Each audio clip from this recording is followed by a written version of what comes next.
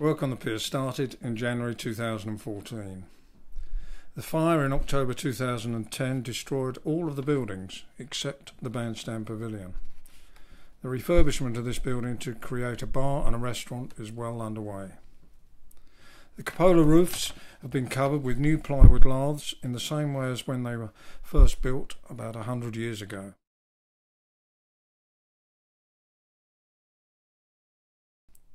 The whole roof of the pavilion has been covered in zinc, and the cast iron cappings on the top have been refurbished and replaced.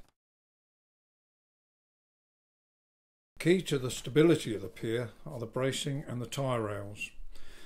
These keep the structure rigid and able to withstand the forces of the wind and the waves. We are renewing 90% of this bracing.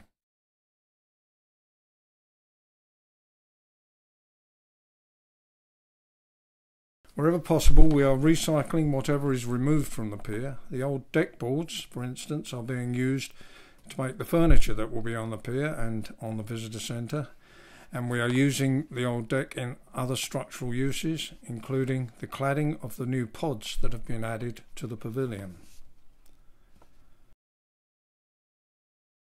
The new deck timber is Eki. It is a very dense hardwood from a fully sustainable forest in West Africa.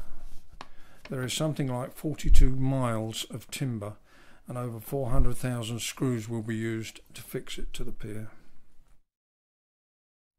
There is a team of steelworkers, many of whom work on ropes, installing the new steelwork. In total, we will be replacing some 3,000 tonnes of steel. In the centre of the pier, we are building the new visitor centre. The new piles have been installed and the supporting steel structure is being constructed. This will form the base for the new laminated timber structure, which will be placed on top and then clad in mirrored glass.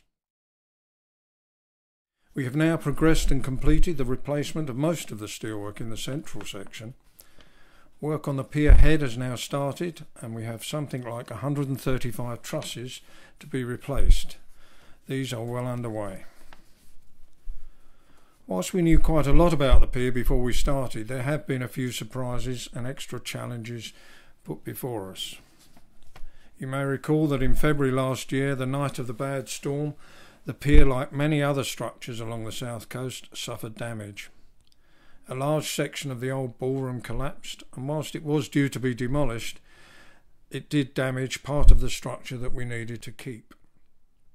To safely replace this structure, we had to use a jack-up barge, which was here for 4 weeks, moored off the end of the pier, and enabled us to safely replace the piles that have been damaged.